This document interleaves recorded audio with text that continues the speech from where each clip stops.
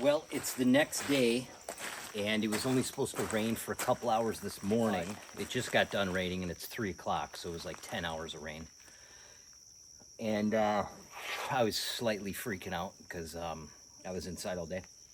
So I decided to come out in this misery and get some stuff done for a couple hours. So here I am. It's buggy and hot, and I'm sweating my nuts off. But I got a brace done, and this morning I forgot to do it last night, but I took a laser level, and because you can't see the line during the daytime, so I was supposed to do it last night, but I did it this morning at like 3 in the morning when I woke up. So I got a laser line on all of these posts. I just set a block, screwed it to the edge of this middle one, so I could set the laser level on there. Shot a line. I didn't care where the line was as long as it was hitting all the posts. And then from there, I took a string line and I set it up. I don't know if you can see that behind me or whatever. Set it up here because my metal roofing is going to tie in just right underneath this old roofing. I'm not going to do any fancy flange or a trim piece or anything. I'm just setting the metal underneath it. That's it. And I wanted to get a gauge of what I felt was going to be a good pitch.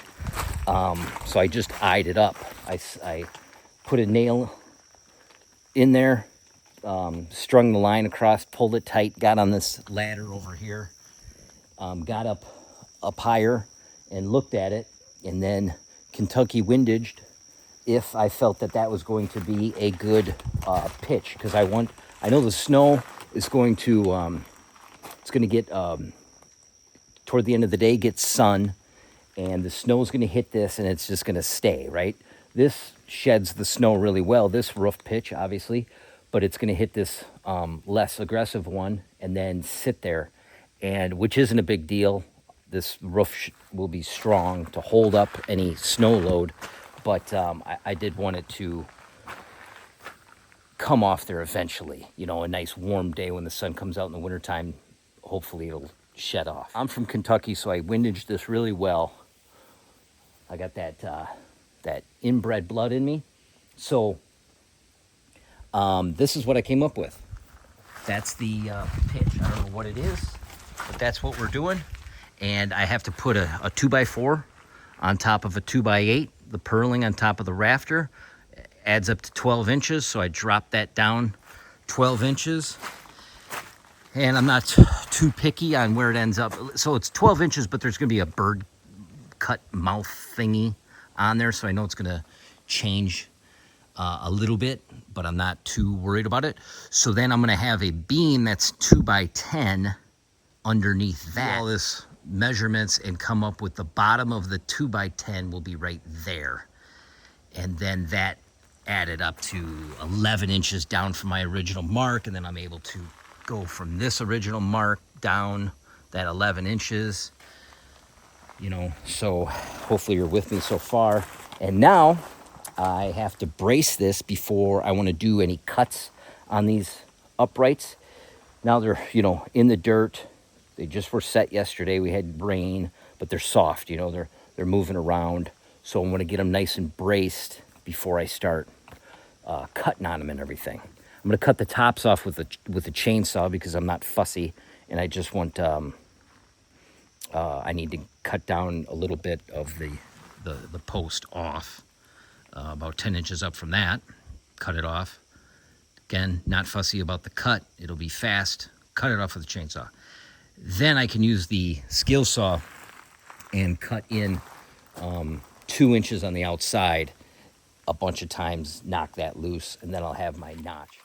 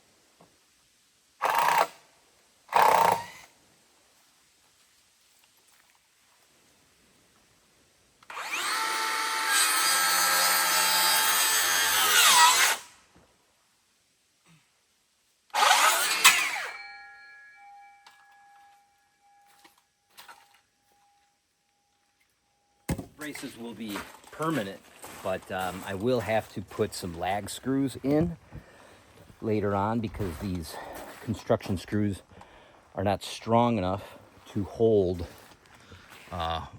what I end up doing here with this wood. Because I'm going to have, you know, crisscross on both sides. And I put a block in the middle. Well, that's a piece of wood, but there's a block in the middle between these, and I screw to that as well. And it's just a way to dry out wood and keep blowing snow and stuff from coming in here. So it creates a wall that's usable.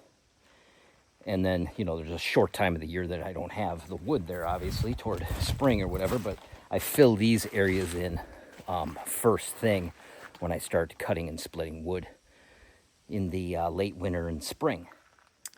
The lumber I'm using is the first usable boards that come off of a log when I cut it. So, you know, first you cut that half moon shaped piece of bark off, you know, you'll have 4 of those on a log, and then the next board underneath that is these.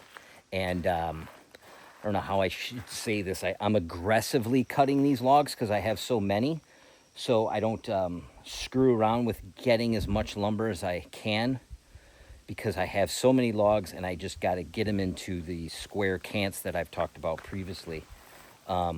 So anyway, these are kind of wavy boards because I'm usually trying to get the most cuts out of a saw blade, and I don't care how nice they come out because, again, I'm just getting a rough cant.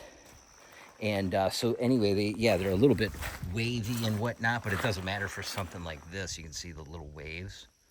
Totally usable board for a lot of things. It's nice to have all this lumber laying around all the time.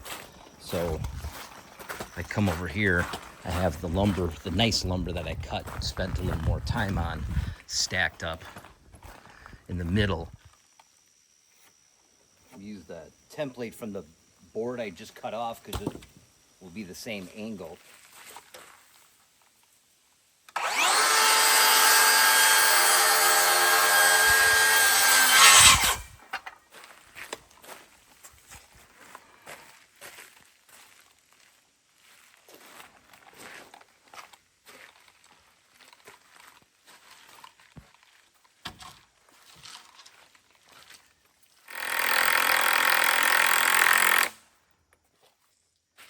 Make it.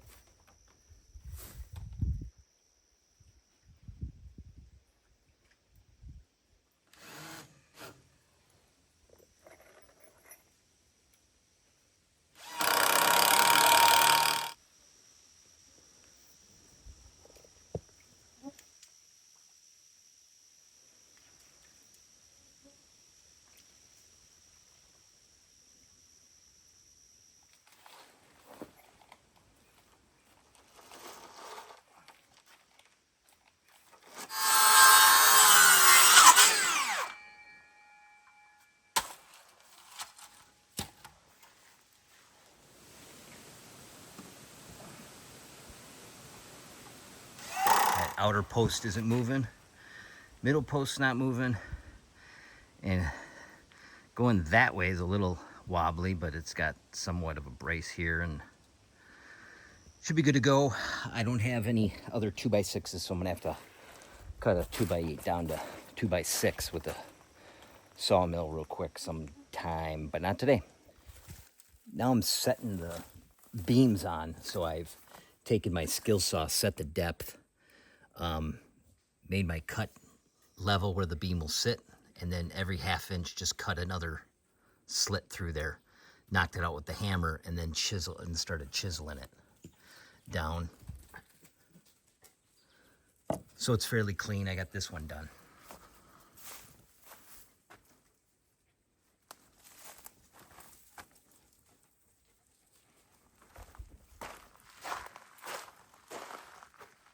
It goes 2½ inches deep, and that's a 3-inch beam, but the main meat of the beam is on that notch, so good enough.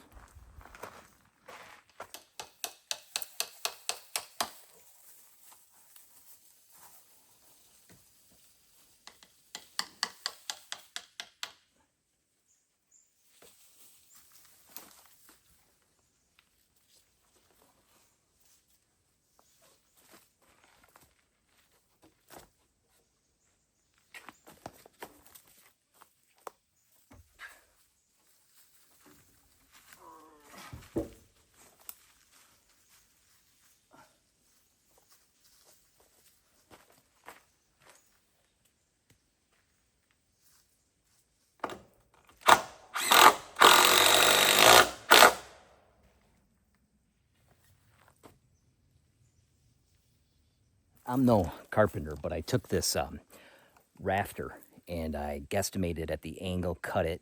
I was off like 3/4 of an inch, cut the angle again, and now it's flush with that beam up there. Now I'm gonna come over here and do a bird's mouth cut. And how I'm just gonna do that is grab this board, I pinned it up there with one screw, and I'm gonna drop this down and then just mark it. Mark that triangle on the back side. And then and then that'll be my cut.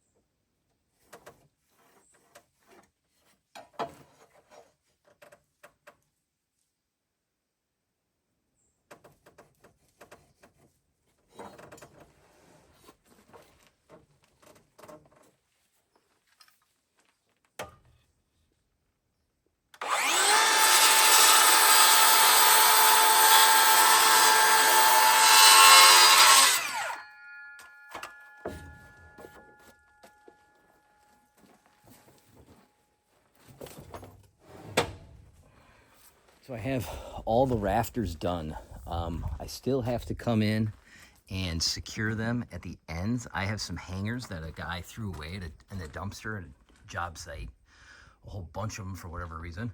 So I know they're on an angle and these are supposed to be straight, but they'll still work the same in my opinion. So I'm going to, I have these really strong screws made for like, I think there's just shear load type deals. So the longer ones I'll put on the inside, if you can see that, and those will toe screw through, and then the short ones will go bring the bracket into that beam. Because I got some 2.5 short ones here. Actually, sorry, 1.5 short ones, 2.5 long ones. So I'm gonna put hangers on all of these to tie it into that beam. On the bottom is the bird's mouth cut. So those are fitting nice and flush.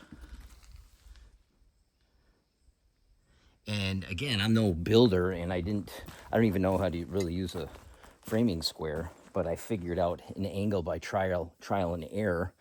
And then once I had it, I just cut them all it was like 77 degrees. So then I just cut them all on the top and they're pretty tight. Maybe not perfect, but real close. So I have all these done and I doubled them up. So I didn't do the same spacing as I did on this building. This building, I believe, was 4 feet. I wanted to get my canoes in there, and also the pitch of the roof was so, and because it's a metal roof, you're not gonna get a snow load because it's just gonna shed off. Now on this, you will get a snow load, and more snow will probably come down off the upper roof and land on here and stay here. And I don't know how much melt I'm gonna get on this side. So I wanted it stronger. So I felt like I needed to put them 2 foot on center.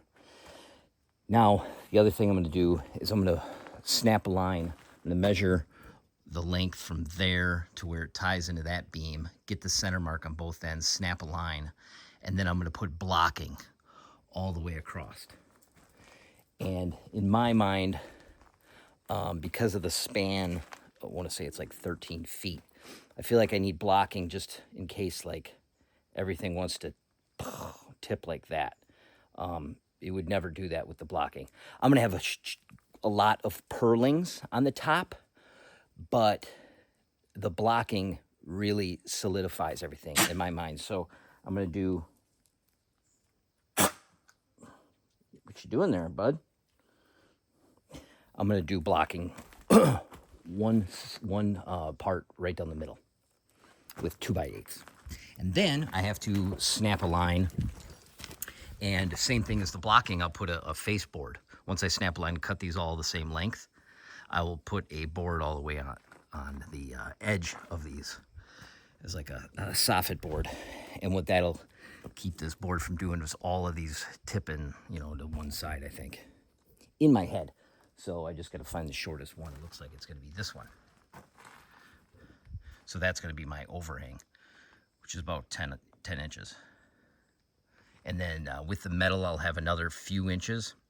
So I'll have at least 12 inches to keep the rain from falling and splattering on these posts. So that's where we're at, and then we'll start doing purlings, and I'll figure out how many purlings I'm going to need. I'm going to need more than I did up here, right? Because, again, the snow load. So I'll put 2x4s on edge on this, not flat. They'll be on edge for more strength.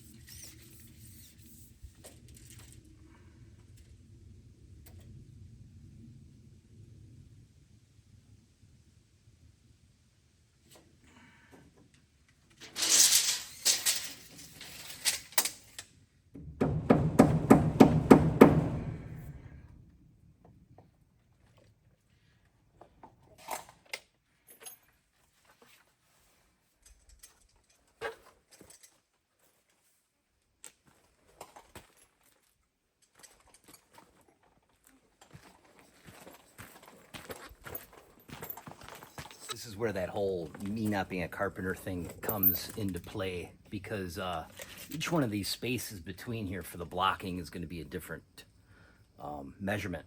So I just have to measure each one individual and cut it. It's not going to be all 22 or whatever, but it doesn't matter. It may take me longer, but it's still going to be strong enough. This will be strong enough and keep dry underneath, you know. I just say that because, like, a lot of people are afraid to build stuff because they aren't a professional or whatever. And that doesn't need to be the case. You can just YouTube it or find something and just start building small and work your way up. But anyway, I have a bunch of crappy boards, and this is one of them, a 2x8. And it's got a lot of wane on it, a lot of bark and stuff. And it's kind of annoying taking the time to cut these boards when you know they're not beautiful, perfect, using it for a nice raft or anything.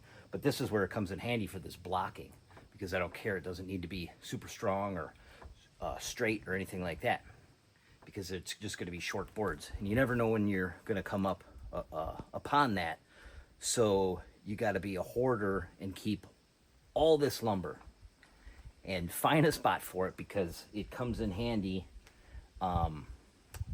It'll come, you know, it'll be useful at some point.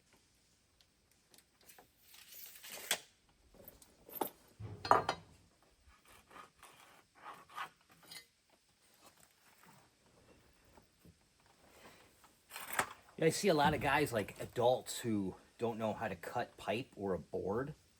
They always will support both ends and cut, and then the saw binds. And that's why. It's because you're supported on both ends. You want to leave the short end free in the air, and then when you cut it, it just falls off.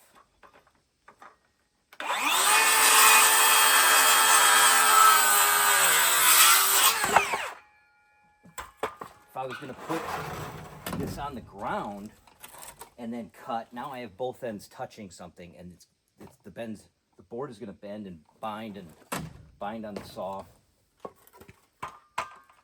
and it's amateur hour.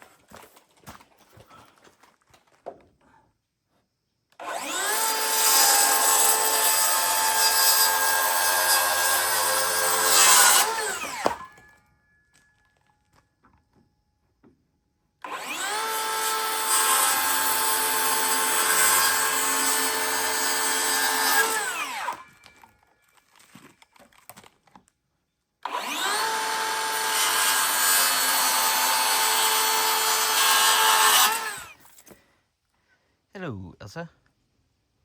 Come here. Elsa, come here. Okay.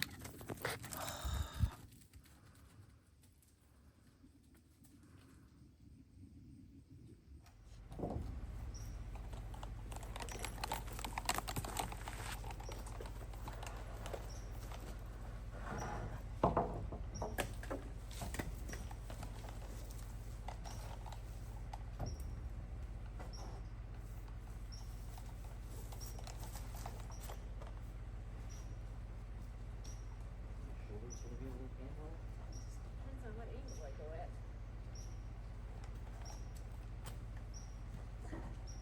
You have to go up there?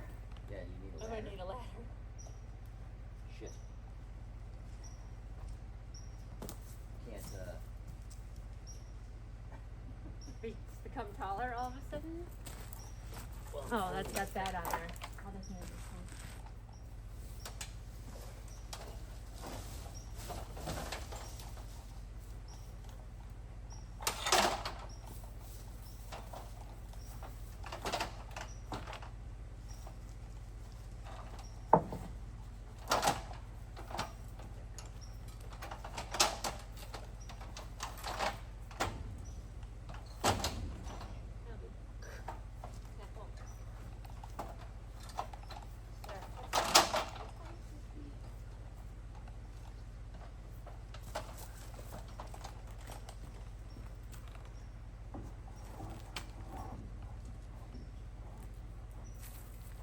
gotta be flush on top. Here, let me.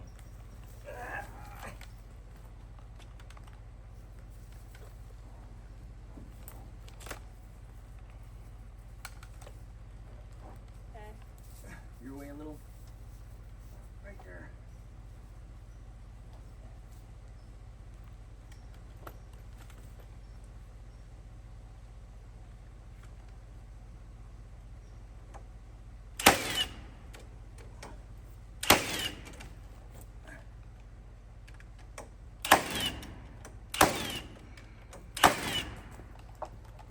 Down. That's good.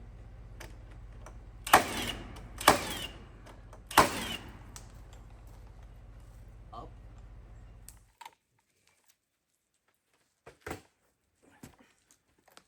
Can you do it without a ladder?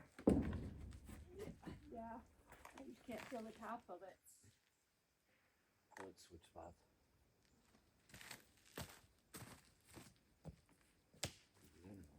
Yeah. Okay, lift up. Up, up, up, up, up. And Way down. up. Okay, no, down.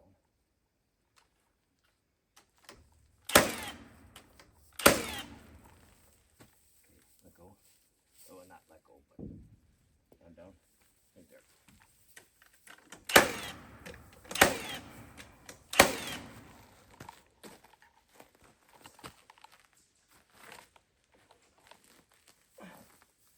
Push up. Well, unfortunately, I have to cut all of my purlins, my 2x4s.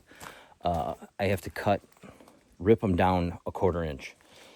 So they're going to be 1.5 inches wide or thick by 3 3/4. instead of 4-inch, and that is because again, this is all milled lumber and everything's not perfect. When I put a 4-inch on top of the board, the roof metal will be too high and not go underneath the old roof. So by cutting it a 1/4 inch, it'll work across the entire plane of the roof, because there's a little bow right here. A rafter must have gotten shifted over or whatever when I built these trusses. This one here is a little shorter somehow. But anyway, I can do that fairly quickly. It's kind of a pain, but I can put them all on the sawmill and go across like, 8 boards at a time and cut them. So we're loading up a bunch of purlings on the sawmill right now.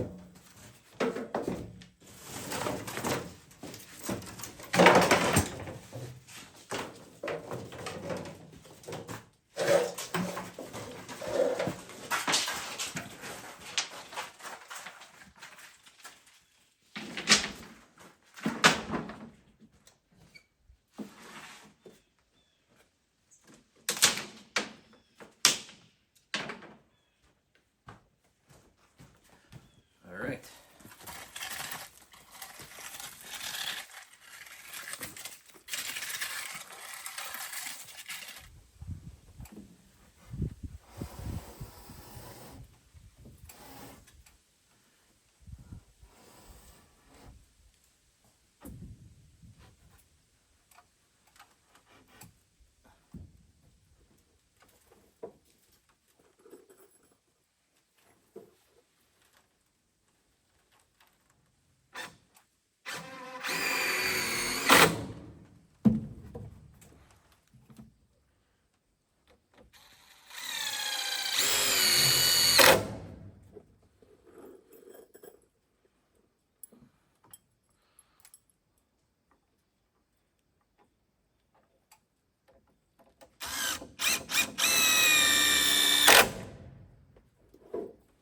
This is the last purling. Pretty much just, I put these on edge because I wanted more strength.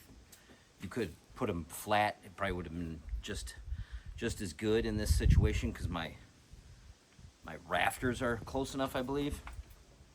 Definitely could have put them flat on this with the pitch it has. But I just put these blocks in, or set these blocks up, 2 of them, and then I'm able to do it myself. So the block I'm talking about is right here, and that's just the space between both purlings, and then just work my way up. But I think I put 6 rows, 6 rows in this situation, and I think that's good enough. They're 32 inches apart, and then a 6-inch screw all the way through and into the rafter below.